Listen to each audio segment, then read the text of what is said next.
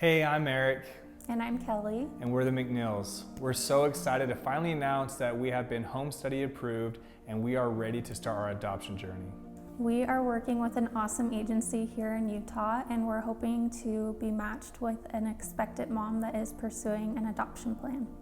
So a little bit about Kelley and I. We have been married for about 9 years now, and it all started when we were in high school. I was a senior, she was a sophomore, and I was at the end of my schooling days, and so I had the easiest possible schedule I could look for. So one of those classes was actually in photography.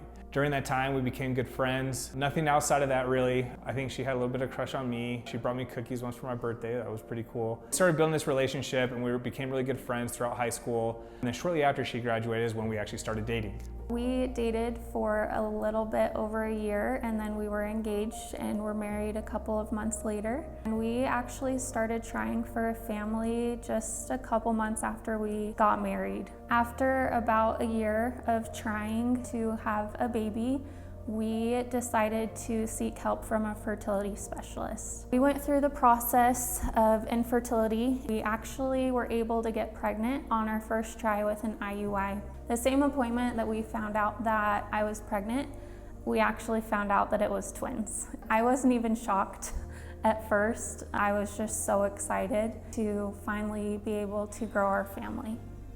Yeah, it was a really crazy time when all that happened. We were newlyweds and we didn't understand that people struggle with infertility. It was a new thing to us. It was hard to talk about with other people. It was hard to see other friends and family getting pregnant, having kids, celebrating life.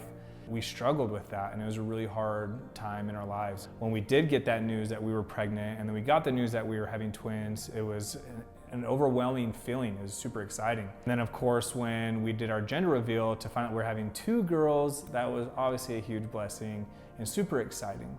Throughout the process of getting our checkups, everything seemed to look and go very normal. So we had no real cause for concern. Going into our 3rd trimester, we decided that we wanted to go on a fun little baby moon, right? The last little hoorah before we welcome children into the world and become full-time parents. We wanted to enjoy one last trip with just ourselves. So we actually went down to Mexico, and Kelley was about 23 weeks pregnant. At 23 weeks pregnant, it was the last day of our vacation. I woke up really early to what I would later figure out or realize would be contractions. And then shortly after, my water broke. We rushed to the hospital, or what we thought was a hospital, but was actually an urgent care. They got me in, and we were doing all of the tests and all of that, making sure everything was okay. They decided to take me in an ambulance to the border, and then another ambulance to the Border Patrol checkpoint, and then a helicopter to Phoenix. We arrived in Phoenix, and later that night, I ended up delivering our twins. Yeah, that part for me was, I can't imagine what Kelley was going through. I think the hardest part, well, a few of the hardest parts, was first the language barrier for most. Luckily, I do speak Spanish, so while we were down there, I was able to communicate what was going on and what we were looking for to have happen. And of course, once we got to the border, having the helicopter come through and take Kelley, I wasn't allowed to come with her. I had to drive from Gila Bend to Phoenix while she was air vac. So the whole time I was just concerned, right? Like, what could be going on up in the air while she's in this helicopter? Is she okay? And she didn't have her phone. There's no way of her communicating to me if she was okay. So we get to Phoenix Hospital, and I get there, and we actually arrived somewhat at the same time, because once they had to let her out and get her into the room and everything else. So I didn't miss too much, luckily. Immediately, they were kind of saying, yeah, this could be a problem. However, we think that we could potentially keep the babies intact for a little bit. Like, it's a scare, but not all hope is lost kind of thing. It's a little bit scary. And the one thing, when she was in the hospital room, the doctor approached me. He said, hey, how far along is your wife? I was like, I don't know, 23 or 24 weeks.